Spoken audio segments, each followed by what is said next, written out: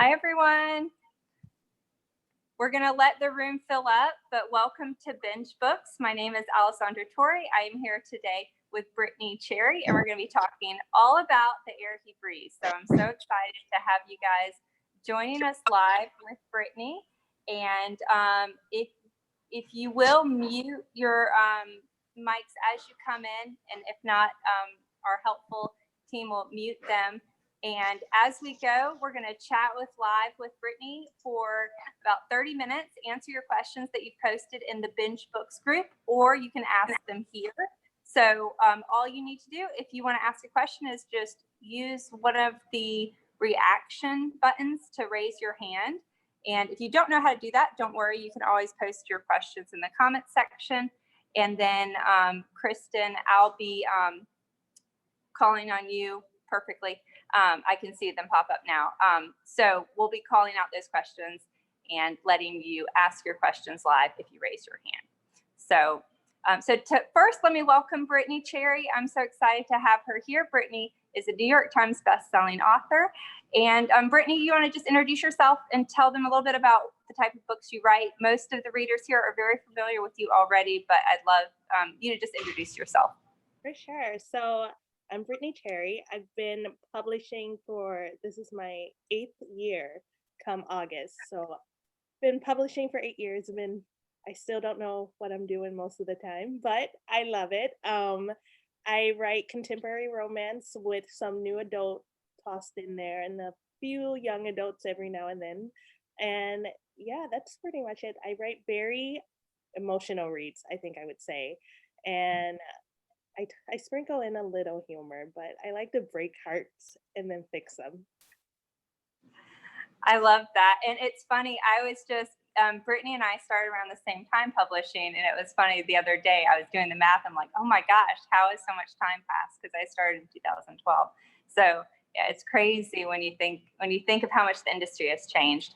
And you have a new release. So do you want to just take a minute and tell them a little bit about that book? So if they enjoyed The Air He Breathes, which of course everybody did, they can find out about that novel. Yeah, for sure. So my newest release is called Eastern Lights.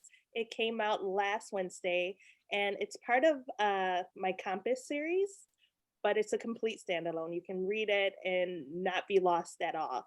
And Eastern Lights is a story about destiny and fate.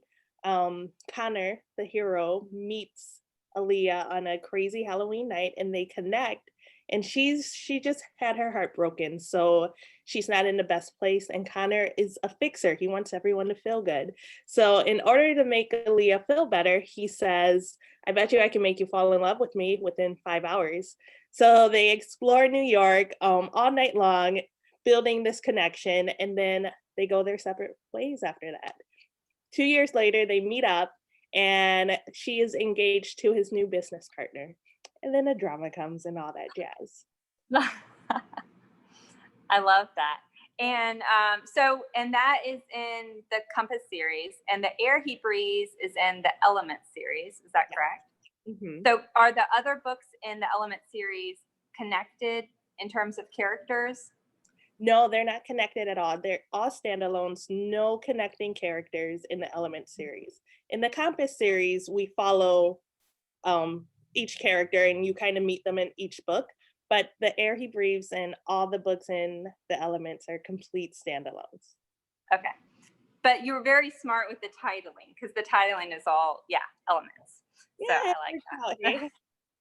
It was really hard to get one for The Gravity of Us for the Earth element. I'm like, I don't want the word Earth in my title. Or dirt. Or Yeah. dirt. That's not really The romantic. volcano of their heart. Yeah. I can see that being a struggle. Mm-hmm. So we've got some great questions. The first one is kind of, how did you come up with this story? Was this something you wanted to write, a story about two people who had experienced loss, or how did this, book kind of come to be? Yeah, that's a fun question. So I wrote this book after my first ever international book signing. I went to Brazil. And at that point, I was just going to give up on writing. I was done. But then I went to Brazil, got inspired. And I remember coming back and reading this story about two people who lost the love of their lives and somehow found their way to each other. And I'm like, wow, what if I wrote a story about two people who went through the biggest heartbreak and found a way to love again? Because I love the idea that you can have more than one grand love in your life. And that was something I wanted to explore with this. And that's how the era came to be. I love that you didn't diminish their past relationships. You know, I mean, there wasn't this, it never felt like these relationships were competing with those. It was, they could have those loves and really truly be in love with those people and then also fall in love again. So that was something I really liked. Just Yeah. when, And I think that was important to me when I was creating these characters. I didn't want like their former loves to be these awful, terrible people who the reader's like, oh, we're happy they're not with them. But I wanted them to be a different kind of love, you know, like the love Elizabeth had with her former was different and special in its own ways. So I wanted to show that you can fall in love again in many different ways. and I know you wrote this book a while ago, so this next question might be kind of hard to answer, but the question is, what was the most difficult scene to write? And do you remember, because I think this book pubbed in 14 or 15, is that right? 15, Yeah. yeah. I think one of the hardest scenes to write were the flashback scenes when he was finding out that his son and his wife passed away. Like when he was visiting the graveyard and they were trying to sell him like blankets for the tombstones and he was just very heartbroken. Those were probably the heaviest scenes. And also with Elizabeth, there's one scene where she goes into her husband's or her former love's closet and lays in his clothes and cries. And I remember writing that. I'm like, I really hope no one ever has to do this because it's so sad. But I remember my grandfather, because when I wrote this book, my grandmom passed away a few years before. And in that book, you see the white feathers everywhere. That's like what happened with my grandmom. I would see feathers everywhere. But I remember my granddad couldn't clean out the closet because he was so heartbroken. And these are things I never even thought of people having to go through. So writing them, it was very hard to go there because I know there's someone out there dealing with that kind of stuff. Well, I thought you did a really great job of demonstrating it. I've never experienced really deep loss of someone close to me. So, but it felt very authentic in terms of what they would go through and what they would experience. So, yeah, my heart kind of went out to you writing it because I was like, oh my gosh, Brittainy must have, you know, really gone through something, or I mean, it just felt very visceral and real. So, Well, yeah, here. but in a good way, it did bring all the feels, but that's good. And this next question is kind of along the same lines, but a little different. So The Air He Breathes was optioned by Passionflix, so it will be made into a movie. So congratulations for that.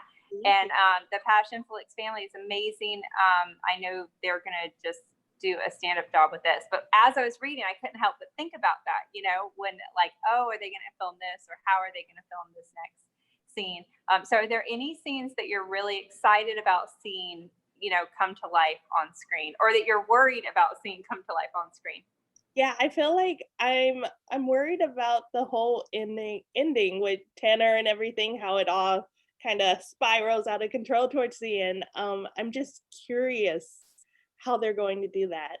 But I am excited to see the scenes where he interacts with her child because I think they're adorable together, and I just wonder how they're going to like I wonder about so much, like how they're going to cast it, who they're going to choose, how they're going to work with a younger child. So I'm excited to see those scenes.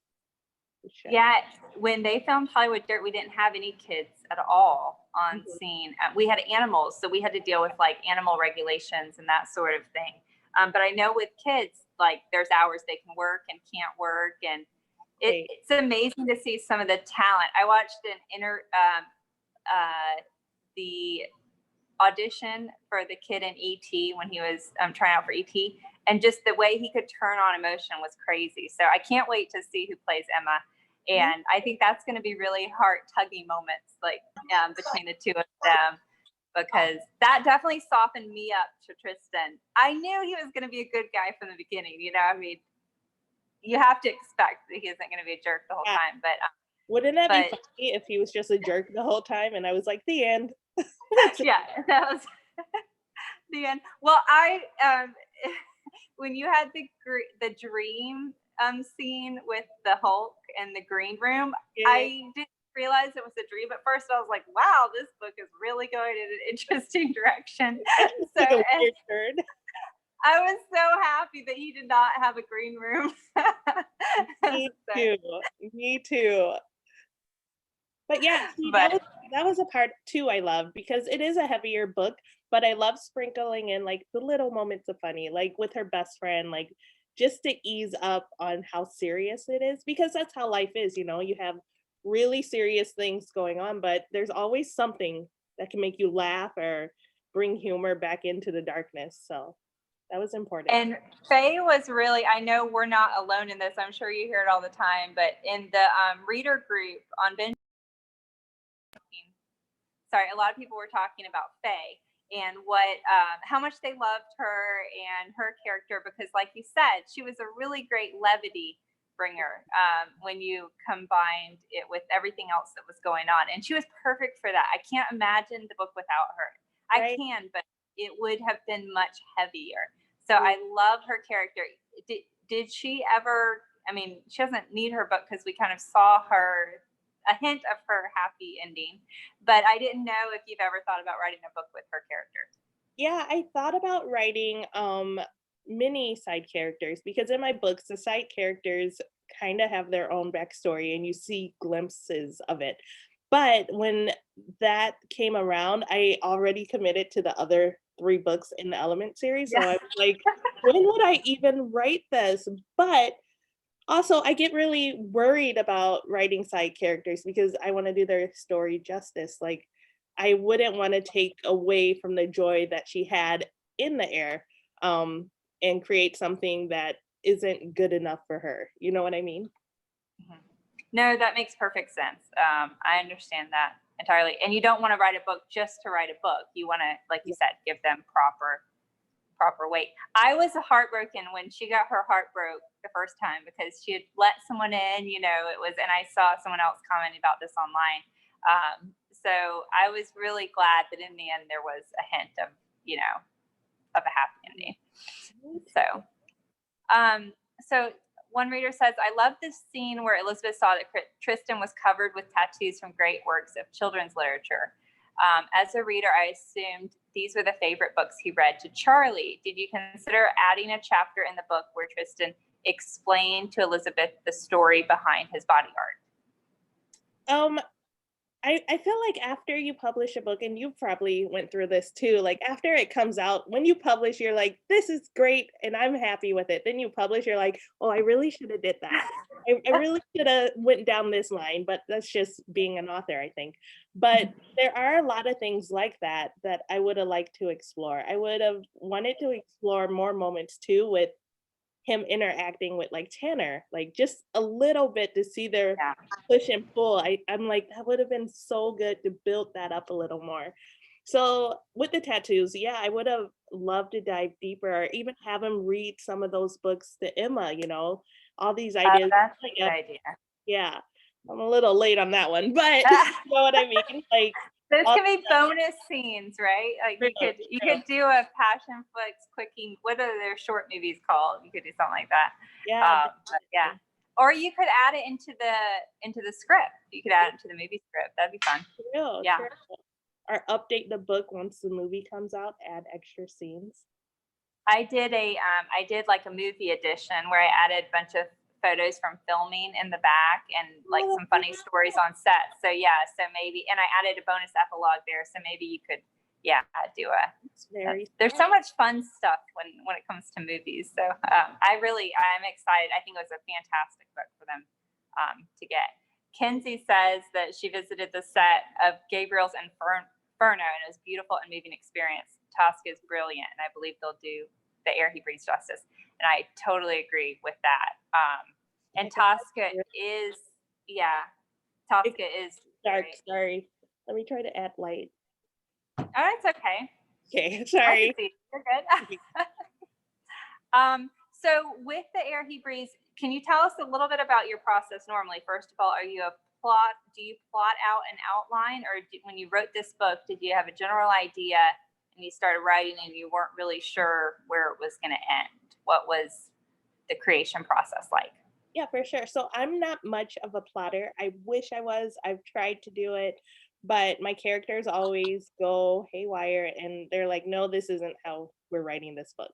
Um, but with most of my books, I kind of start the same way. I normally write the saddest scene first because it's what pops Um, up in my head, which for this book, it was when he was finally visiting the graves of his loved ones, and I wrote that scene, and I kind the of worked, one like at the end. yeah, I mean, towards the end. yeah. Yeah, so I worked backwards from that because I'm like, okay, this is him at his lowest. What got him to this point? What broke him so much that he's falling apart here? Then I go back to the beginning and I'm like, how would he meet this woman and how would their story get to that point? Well, I think it's the first book I've ever read where one has hit the other. Like the meet cute has been her hitting his animal, and going to that, and it caught me so off guard when she paid, and then he was like such a jerk. So I loved that. Like the whole beginning was unexpected and very different than so many romance novels that I read, and I really appreciated that just as a reader, having I'm happy. that variety. Okay, let me go back to the questions. So one reader says, coming up with the name, did you consider calling it The Air We Breathe? Since the novel goes back and forth from Tristan to Elizabeth. Of course, his loss was far greater than Elizabeth's, as she had to start living again for the sake of her daughter. Yeah, I don't think that ever crossed my mind actually, because when I started writing, I only wrote his chapters. So it was mostly from his point of view in my first draft. It was mostly from his point of view. And I didn't really get into Elizabeth's brain until I was like, wait, I want to see scenes with her and her healing process too. So it started very heavy based on him. And I already had the title at that point. So I never even thought to change it because when I begun, it was his story through and through. Oh, that's interesting. Is it easier for you typically to write male point of views, or do you always write both, or most of your Um, novels in dual point of view? Yeah, I write both, but it depends on the book. Sometimes the female character is talking louder in my head. A lot of times, though, when I write the grumpy heroes like him, they're the loudest, and that they're who I start with because I find them complicated. I like to know why they're so hard, and it's more fun for me to get into their heads because most of my ladies, my leading ladies, are very nice and understanding and patient and just good-hearted women. But the guys can be jerks, and I'm like, why are you like this? Why are you this way? Let me dive deeper. I love that. Another reader said, I'm curious about the comment by Miss Jackson early on suggesting that Hannah slept around before her husband Kyle died. Was that just meant to be a false rumor? I asked because it seems that Elizabeth, through her own loss, came to understand that her mother had had many men in her life in an attempt to fill the hole when Kyle died. So Okay, I guess they're asking, was Tristan the first person that she was with oh, okay. after Stephen died? Yeah, he was the first one because Elizabeth kind of locked herself away and ran away from the town, and she lived with her mother and watched her mother go through all these cycles. And I think that's what kept her distance for so long because she saw how her mother handled it and she didn't want to become her mother in those same types of ways. So um Trist was the first guy that she connected with, which I think is why it scared her so much because in the back of her mind she's like, am I turning into my mother? Because I've been running away from trying to become that and here we are and I don't know how to handle it. I think her mother added so much to the book. And someone else mentioned this in the BingeBooks group, how they liked how her mother came back in, like, kind of halfway through the book, her mom comes back with her new boyfriend, and they really liked how that mixed up the book. And I agree. I like that. That was a really refreshing change that happened, and I like how that whole dynamic between her and her mother and their kind of imperfect relationship, but then how it healed. So was her mother always a character in the book, or was that a plot line that you added in afterwards, or were you always planning on that? So when I began to write Elizabeth's character, I knew I wanted the dynamic that her parents had this powerful love story, because that's what she had with her loved one, and to see how it spiraled, I wanted to show that. So the mom was always in the picture. The mom was always going to be dating a lot and all over the place. But I knew it was also important for the mom to get a happily ever after, to showcase that it doesn't matter how you get there, it just matters that you land there in the end. Right. Because there are many ways to get to your happily ever after. And I think I showed it through the mom a little. And Faye. Faye has her own ways of traveling. Yeah, I agree with that. That's a great point. Yeah. And even Tristan got there eventually. And I loved how Tristan's family was kind of more rooted and stable and there to accept him. And my heart broke for his mom just because I couldn't imagine driving and being in that scenario. And I was completely caught off guard by Tanner's involvement in everything. So Tanner, I knew I actually thought Tanner was going to be like a spinoff character. I was like, oh, here's a good looking guy, her, late husband's best friend. He's probably going to have his own book. And then I was like, oh, no, he's not going to have his own book. Not Like, getting as soon as he started charting. Yeah. Did you ever wonder how far to take Tanner? Did you worry you were taking him too far? Like, was there a time where you thought it would be more of a love triangle versus a kind of villain? Yeah, there was a point where he was just going to be the best friend who always wanted her, and he never really got the girl, and that was going to be the story for him. But I can be a bit dramatic sometimes. I remember I had my beta reader at that time was R.S. Gray, another fellow author, and she read it and she was like, "This is good." And then I said, "Okay, now I'm gonna get crazy and do something crazy." And you tell me if it works. And she read it, and I remember her being like, "Yeah, do crazy. Crazy is good." So I was like, Go "Well, the if I'm gonna crazy try route. it, might as well dive all the way in." And that's how that came to be. Yeah, I love that. I love the crazy, but I always wonder sometimes, like as writers, we write several different endings or we write several different paths. So I wasn't sure if you knew, yeah, from the whole time. And I was trying, as authors, we read books a little bit differently. So I'm trying to figure out where your mind is like two steps ahead. So I was like, oh, maybe it will be love story. And then I'll love triangle. And I was like, nope, no, Tanner's too hateful. Yeah, dark. And I grew really protective of Elizabeth because between the other women in town, who are horrible. But then I loved that Tanner had Mr. Henson. Yeah. So that was really great. And that Mr. Henson just kind of did his own thing. And I loved hearing his love tragedy, but how he grew from that. So again, you did just a fantastic job of tying everything in Yeah. together. I appreciate that. That makes me happy. And one more question. They wanted to know, did you intentionally make Emma a girl because you thought a son would be too difficult for Tristan after the loss of his son? No, actually, I made her a girl because I was trying to break a weird stereotype that like mostly young boys love like superheroes or are into comics like that, because I knew I wanted to tie that in. And there's the point where she goes to the sleepover and they call her weird and send her back, but I wanted to showcase a little girl who loved what she loved, which sometimes society is like, oh, that's a weird thing, she should be playing with Barbies. But I wanted to show her loving that type of stuff, and I think that's how it came to be. But I could see what the question was asking, how that would be hard for him. But honestly, I think he's the type of hero who, in the end, he would have loved the child regardless if it was a boy or girl. I agree with that. I think he would have. But it was nice when they had interactions that there wasn't a lot of, there didn't seem to be a lot of pain on his side, from interacting. Like Emma seemed to bring him joy.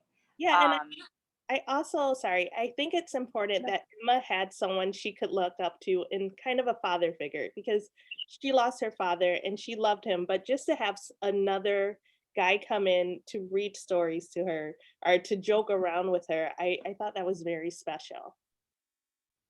Someone asked how old Emmett is. They couldn't exactly tell if she was like 5 or if she was like 8. Did you have an age range that was her? Yeah, it was. I'm thinking back. This is a long time. I know. but I don't think she was 8. She was much younger. So I think she was around 5 years old. Okay. That makes sense. Yeah. It also then because I think the death of a parent affects the 5-year-old and the 8-year-old differently. So so I was glad to see she was able to embrace. And then the last question is, how did Tristan end up living next door? Was that just pure fate and coincidence, or convenience of plot, or was there, did you always intend for them to be neighbors? Yeah, I think I always intended for the neighbor bond, because when I started writing, one of the first scenes I saw in my head was her trying to cut the grass and him getting so annoyed with her. And I'm like, it has to be close enough for him to get annoyed. Like, he wouldn't come running down blocks like, oh, but I knew they needed to be close to each other. And in my stories, there's kind of this whole feel of like destiny and fate. Those are just a traveling thing through my books. So he was always going to be the neighbor. And it just made that cutting the grass scene that much more fun. And before we let Brittainy go, she's just here a few more minutes. Does anyone have any other questions that we didn't get to, or that you have about the book or about Brittainy or in her next novels? So just raise your hand or pop them into chat. And Brittainy, if you see someone's hand raised, I'm on a limited view screen. So if you see someone's hand raised, be sure to, you can go ahead and call on them. But in the meantime, while we wait to see if anything else comes through, and this is a hard question, I know, to answer, but do you have any casting ideals that you would want for these characters? I thought Frangie, I don't know if that's the right way to pronounce his name, was such a perfect cover model for this book. I mean, and I don't know if it's because I knew the cover and so I pictured him in my mind, but that worked out so well. But is there anyone that you would just dream cast, love to have in this book? Yeah. I mean, in this movie. Yeah, if I had my dreams. So of course you see Frangie and you think of him. That's how like when the movie came out, I wrote him. I'm like, are you sure you're not an actor? Because that would be awesome. But if I could have a dream cast, I think Jake Gyllenhaal is a very, like, he can play moody. He would be great. Very well. I think he would nail it. So if I love that. Gyllenhaal, just drop him a message and let him know. But I think he would be great. I agree. I love that casting. I think he would be ideal. And it was like, I know, like I kept picturing you in Elizabeth. Like when I was picturing Elizabeth, I don't know why. I don't know if it's because I know you and I follow you on Instagram and things, but I could just picture Elizabeth. So it's interesting. Oh, Eric said, who would you cast as Tanner?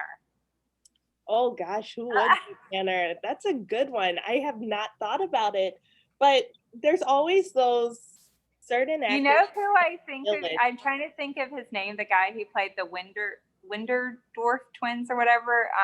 And recently he's been in the news because like scandalous text messages and stuff. But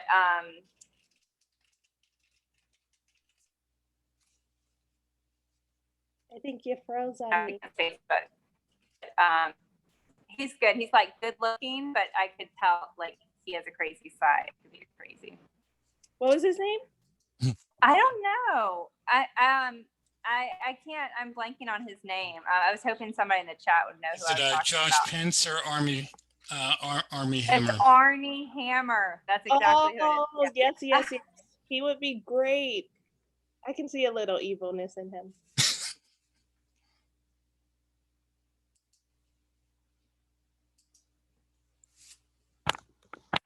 Is my camera freezing on you guys? I'm sorry. No, but No, I think it's Alessandra's on is. there. Okay.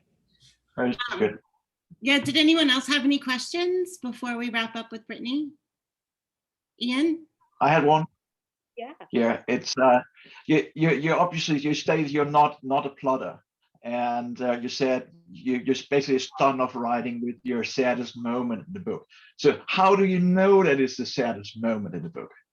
I think it's what pulls at my heart because I'm a very emotional person. So anything that will make me feel heartbroken, I'm like, okay, this is probably the limit because if I go further, I'll probably cry for days. So I know not to take it too far because I think there's a nice limit where readers will be like, okay, Brittainy, now you're just milking the sadness. So I go to the point where I'm heartbroken, but I can get up the next morning and continue writing.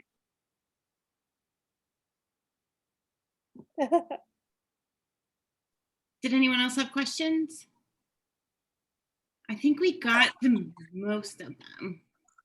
I'm here.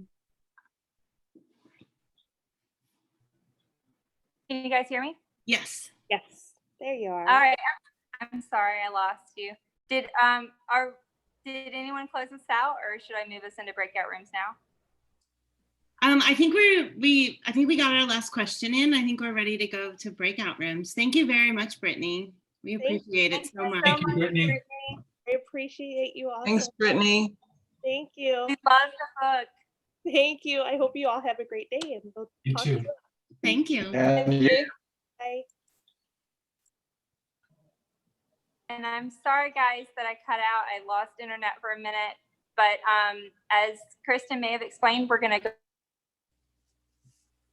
I'm going to jump in. I think we lost her again. I'm going to do breakout rooms. The way it's going to work, I'm going to break us into two groups right now. And I'll do one breakout room and then half of us will stay here. So give me 1 second.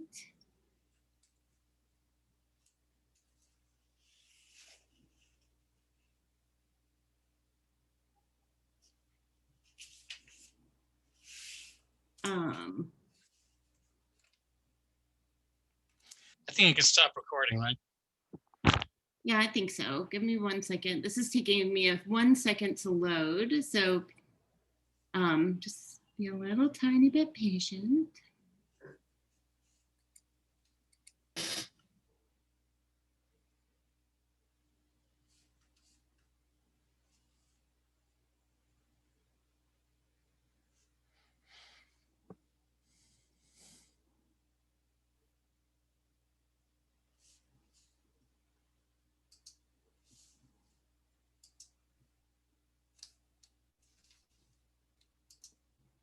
Thank you, Kristen, for jumping in. I appreciate it. I'm sorry for the tech issues.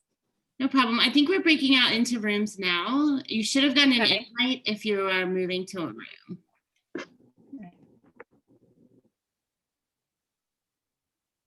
Okay.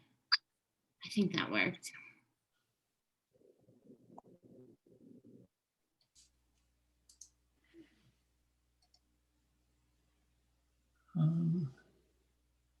Okay. Hi guys, how's everyone doing? JD, it looks like, did you want to stay in this room or do you want to go? I'm just going to lurk a little, but Okay. I got to leave soon. So Look around, look Carry on. around. I was just getting a message. Okay, perfect. So people are moving all around. I'm just going to ignore that and everyone just is where they are. So what everyone think of Brittany's point of view? why don't you stop the recording? Oh, thank you.